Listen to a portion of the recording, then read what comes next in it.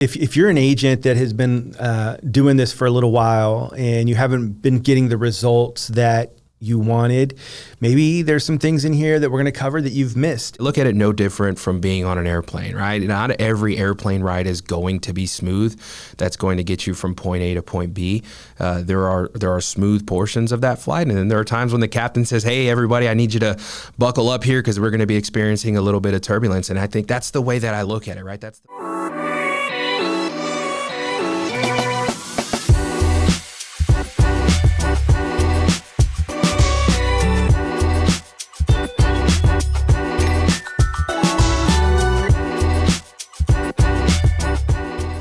Hey everybody, welcome back to Medicare Agent IQ. I'm Raul Gonzalez. And I'm Oscar Ibieta. And today we are continuing on in our series about preparing for AEP. And this one, everyone should listen to it, but it's kind of aimed more at the newer agents. So the title is How to Not Suck This AEP, the rookie mistakes that nobody warned you about. That's what we're here to do. We're here to warn the rookie agents, to warn the beginners and help you to not suck, right?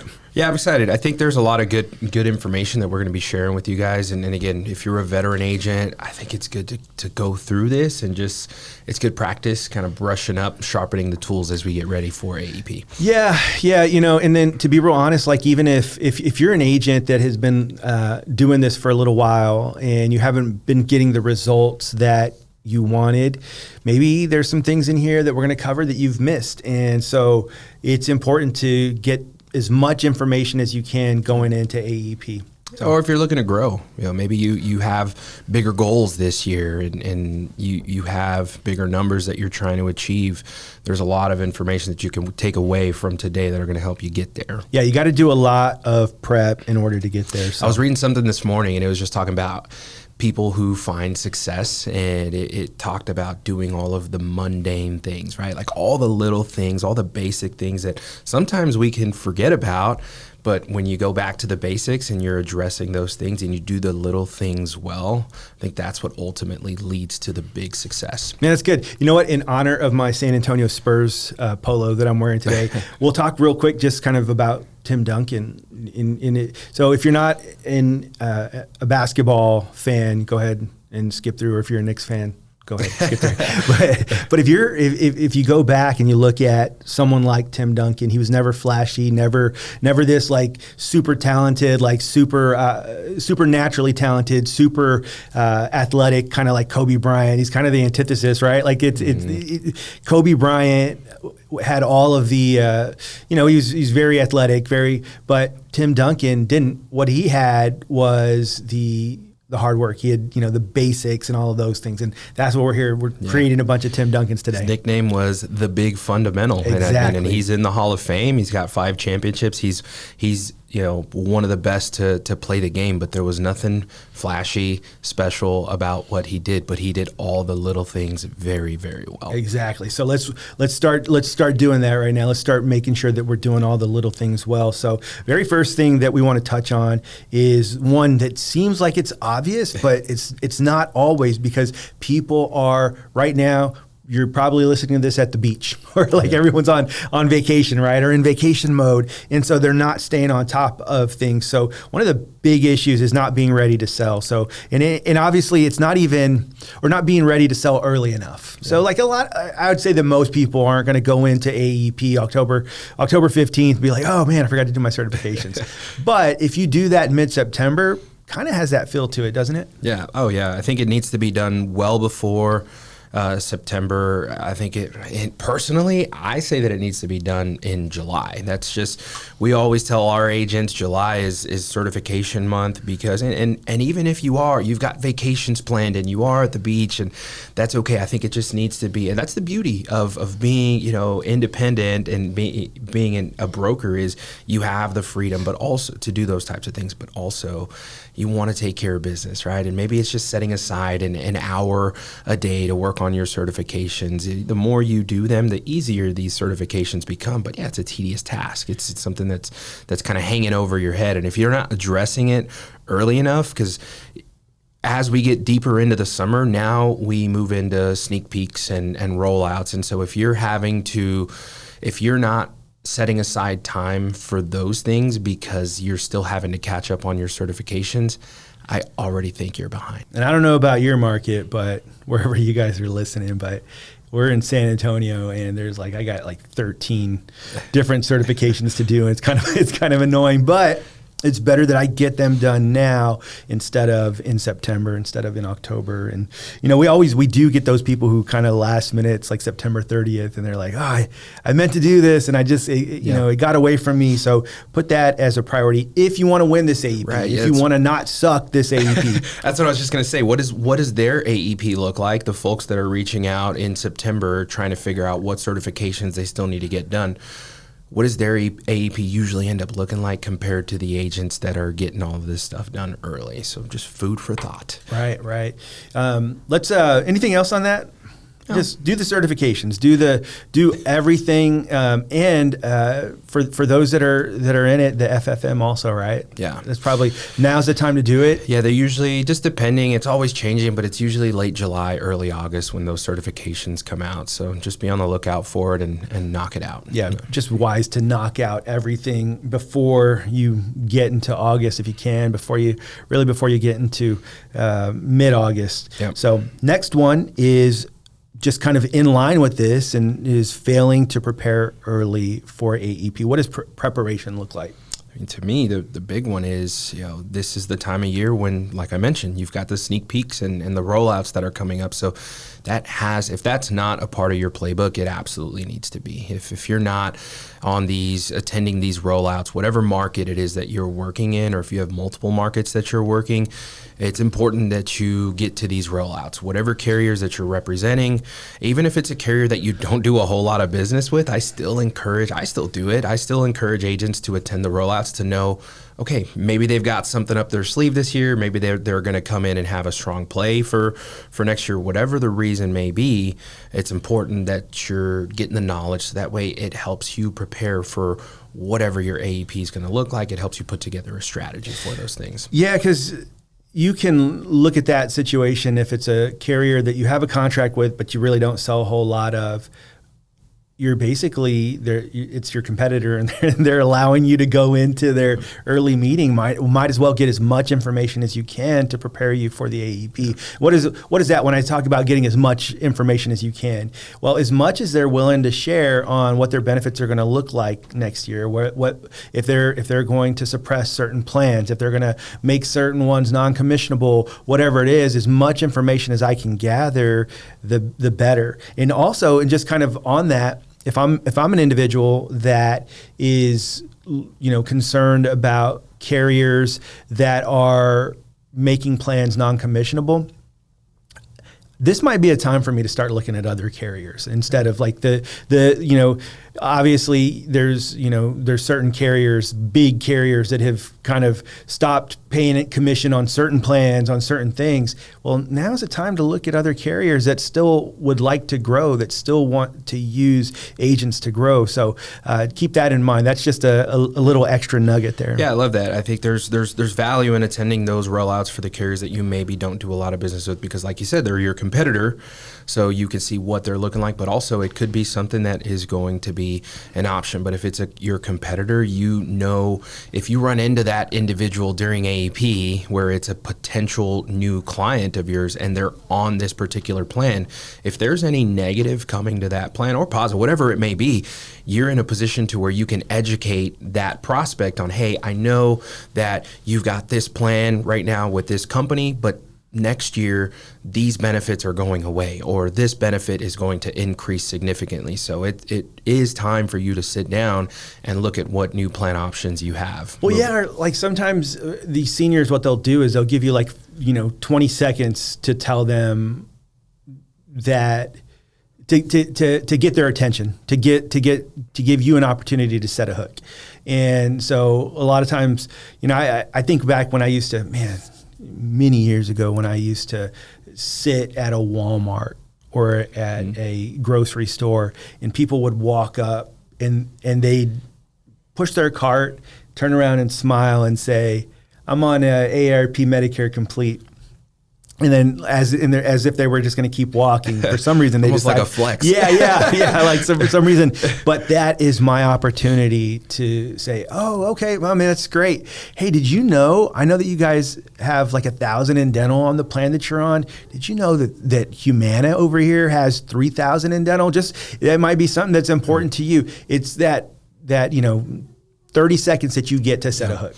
Yeah, or is that the one, again, knowing your market, is that the one with the $180 grocery benefit? Right. And you, as an agent, you know that it may or may not be, but that's a hook, right? What do you mean? Well, let's talk. There are plans out there, depending on whether or not you may qualify, let's look to see which one you have, as a different example. Want to have a conversation and you walking away telling me what plan you're on. I have a couple of seconds. That means you looked at me as a person that probably knows about this. You know that there's a reason you want to have that conversation. Sometimes people just want to know that they made the right decision, but maybe it's my job to just plant that quick seed of doubt that maybe that wasn't the right plan for you to do. And I think, and you mentioned talking about carriers who are going non-commissionable and service area reductions.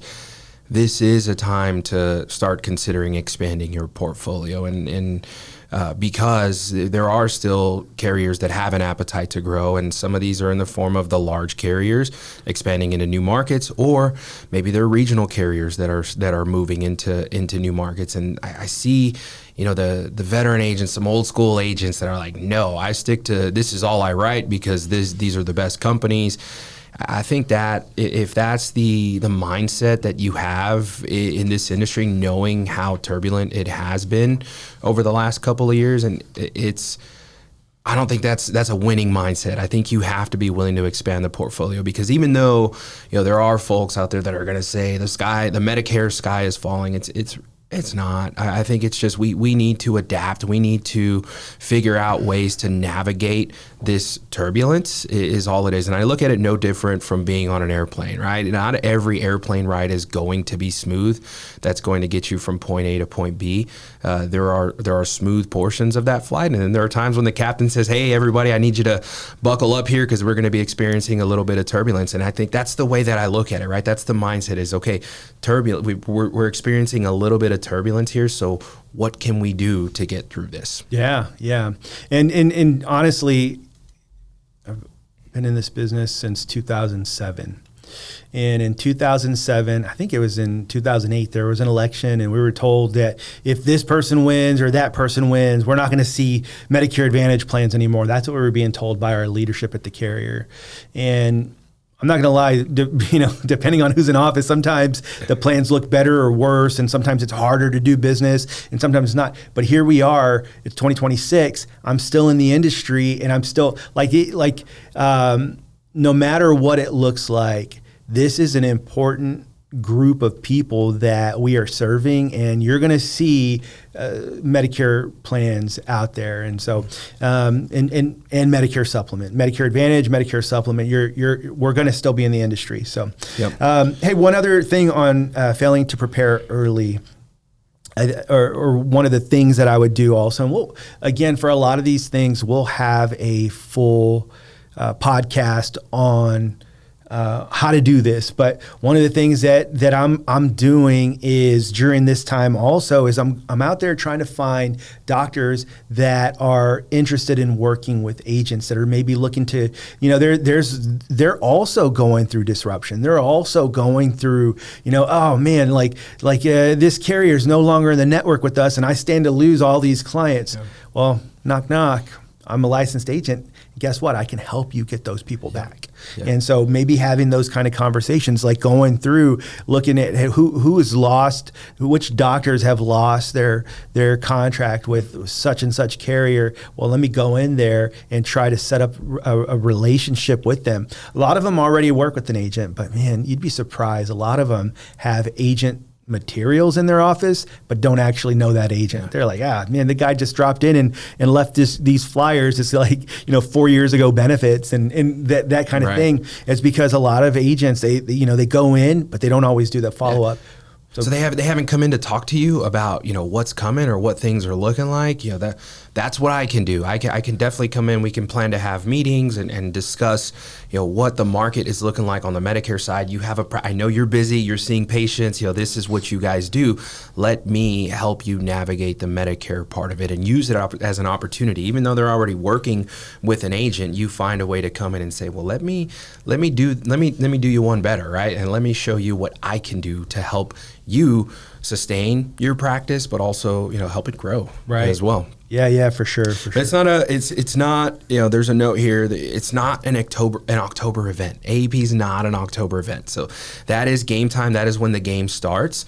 But if you're not preparing for the game in the summer months leading up to it, then it's, there's a chance that it may not be as successful of a campaign as you would hope for it to be. Yeah, and we're trying to help you to not suck. So that's hey, let's on to the next one is really kind of having no calendar and no daily plan. So, if you're a newer agent or even, some agents that have been doing this for a while, you might find yourself after the first couple of weeks of AEP, you've tapped out all of the people that you wanted to talk to, and you've made the sales, and you're like, okay, now what?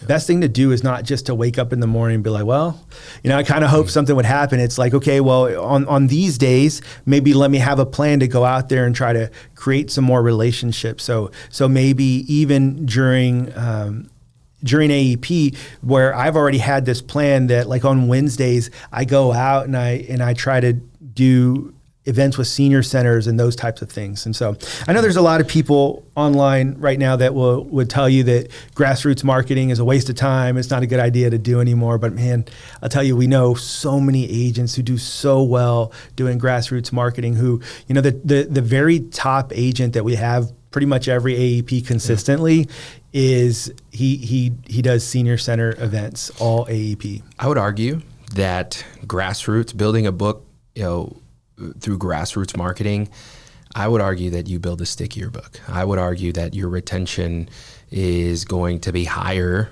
when you're doing grassroots marketing and building your book that way than the telesales. Not that there isn't success and there aren't ways to be successful in telesales, because I believe that there is a winning strategy for that. But if you're the agent, again, we're talking about the agent who's trying to figure out, what can I be doing? How can I be busier?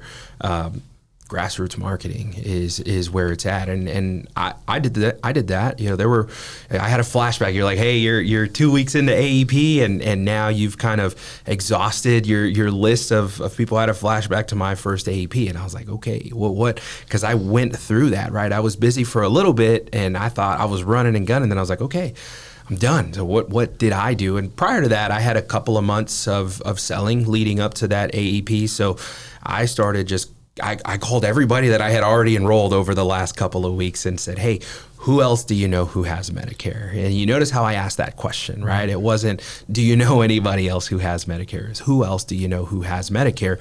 And then putting a little system within AEP to help me tackle those folks. And so, because if they said, I've got a brother, I've got a sister, I've got a neighbor, whoever it is, will you tell them to give me a call? Will you have them reach out to me? And then I made a note, to follow up in the next day or two, however long you want to wait, to call that client back and say, hey, I haven't heard from your brother. Can you reach out to them and have them give me a call? Because they might get busy. They might have other things going on. And they might have lost my number. Yeah. So to say, for the agent to sit back and say, well, I asked my clients and he said he was going to have his brother call me, but he never called. Well, have you followed up? Yeah. Right? And I think that's the difference between an agent who's going to be successful and one who's not, is figuring out, okay, this is my low-hanging fruit. I have some opportunities right here. These people already trust me, have put their trust in me to help them pick a Medicare plan.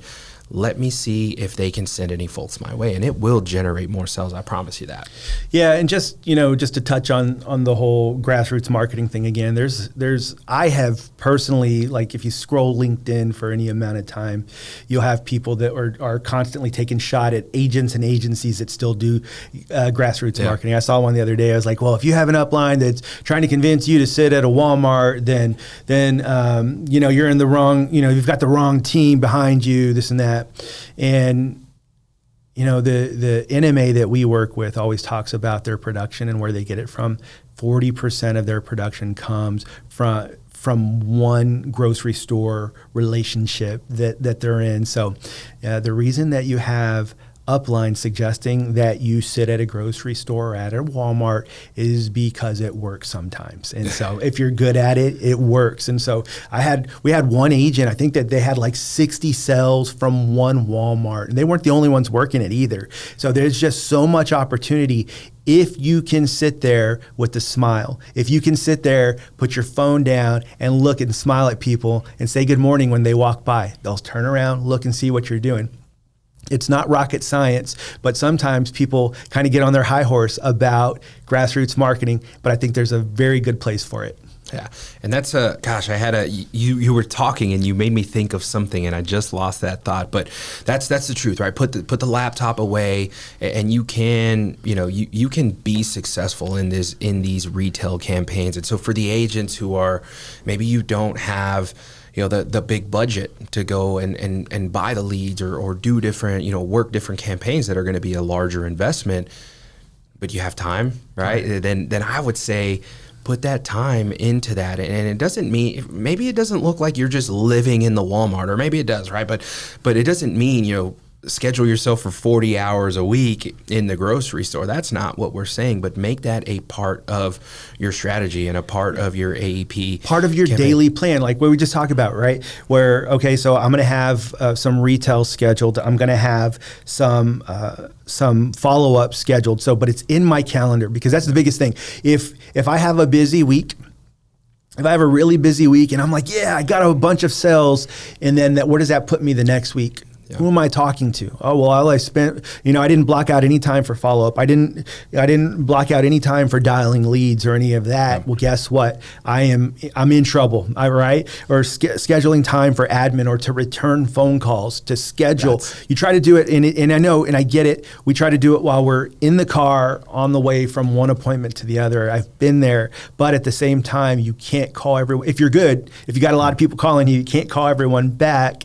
That is calling you in that car in between appointments. I want to talk about that, and yeah, we might have to break this up into 2 episodes, because we're not even halfway through our list here. But there's a lot that a lot of thoughts that come to my mind. But I think one of the biggest mistakes that I've seen agents make during AEP is they don't set aside that admin time. That is such an important piece, because I think we see agents that are so hyper focused on making a sale, make a sale, make a sale, make a sale, and they fill their calendar with appointments, which is great. I mean, that really is, right? It's good.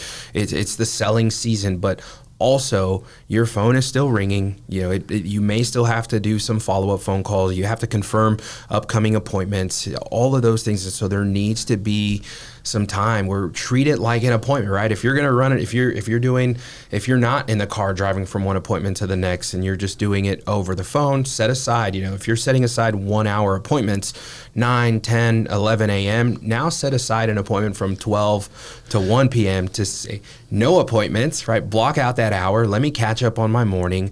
Let me confirm my upcoming appointments, for tomorrow. But we see agents start to drown in the missed phone calls and the voicemails, and they're just overstimulated and just really stressed out. And don't get me wrong, it can be a stressful time, but it's a good thing, right? I feel like it's a good problem to have. But also, if you can just organize yourself and set aside some administrative time to return the phone calls, to confirm things, that's going to really help alleviate some of that stress during AEP. It's funny, I feel like I know, and we get a chance to talk to a lot of agents that are like so stressed out, and they have like 150 clients. And I'm like, oh man, like when I left Humana, I had 1,100 clients, and I told them that I wanted to be the first person that they called, and they listened. Mm-hmm. And so the reason I say that is, if you're super stressed out with 150 clients or even 300, the truth is that you're not organized, and you need to probably address that before this AEP. Get organized and make sure that you have time to call people back and it's scheduled out. But I have a question for you, because you mentioned and understanding that I haven't actually been out in the field in a pretty long time, yeah. Right? You said like scheduling an hour between appointments. Like, is that how long you? The blocking out an hour is what I meant. Sorry. So my point there was, instead of trying to just schedule appointments back to back to back, 1 hour after another, instead of doing that, is block out an hour and treat that like an appointment, but instead of running an appointment, treat that as your admin hour. Okay. That was, sorry, my delivery may not have been the cleanest. I just wanted to make sure, I was like, oh man, that's kind of a short appointment, isn't it? No. Okay. Again, but if you're, because some appointments can be short, right? Yeah. Some of them, because you've already taken in all their information. You already know where we're going with the appointment, so it may not take as long. One of our, the top agent I was talking about earlier, what he does is he gives them a block of time and kind of sets that expectation, and maybe that's what we should all do in one way or another. But he'll tell them, okay, I'll be there between 2 and 4, or I'll be there between, he sets longer blocks. He'll be like, I'll be there sometime after noon, like between noon and 5. Yeah. And he does, and the reason is because that does happen, right? Like, so you walk into an appointment and you're sitting there with them and you're going through the warm up, and then you start asking them the questions on the initial needs analysis, and you find out that they have terminal cancer, and their only doctor is the doctor that's in the network right now, and it's not in any other plan. Okay, so I blocked out an hour and a half for you, and so now what do I do? Just go and what am I going to do in my car? Listen to Medicare Agent IQ, maybe, maybe. But I could, shameless plug. I could call. I could go in and I could make sure that I let them know, like, hey, I'm done, I'm on my way, and so that way they know. So it's a good idea to not have like exact times, because sometimes, and I used to hate it too, like when I had that same exact situation happen, and I'd call them and I'd be like, hey, I had some time free up, is it okay if I go over there right now? And they'd be like, well, we said 2, so I'd rather stick to that. And I'm like, oh man, because my day was going to go till 8 p.m. and I had an opportunity now to be done at 6. So maybe do that, schedule out some time. So I think the communication is the main piece there, because if you're running behind, I think that also needs to be communicated. Don't just run behind and then just show up 30 minutes late. Like, there's got to be, and give them as much heads up as you possibly can. I think just showing that you're being respectful of their time. Obviously they should understand, or hopefully you've kind of talked to them in a way where they understand that this is our busy time, and you're asking them to be flexible with you. But just because you have that agreement or you have the approval that you may or may not be running late, I think just communicating that to them shows a lot of respect to your client, saying, hey, I respect your time. I want you to know that I'm running, 30 minutes behind. So this is, it looks like I'm going to end up, getting there around this time. Yeah. And I to be real honest, like, it's a different world than when I was actually writing a lot of business, because I can just, right now, I could send your 75-year-old client a text message and they're like, yeah, sure. Yeah. Hey, I'm running late. I just wanted to let you know. Sure. No problem. No worries. And so, but yeah, hey, listen, we're going to actually just go ahead and stop right here. And as we said, we've got a series of AEP prep. And so here we are. This is, this episode's still airing in July, but we're going to go through over the next month and just continue to try to help prepare agents to not suck at AEP. So, we will be back next week with part 2. So thank you so much.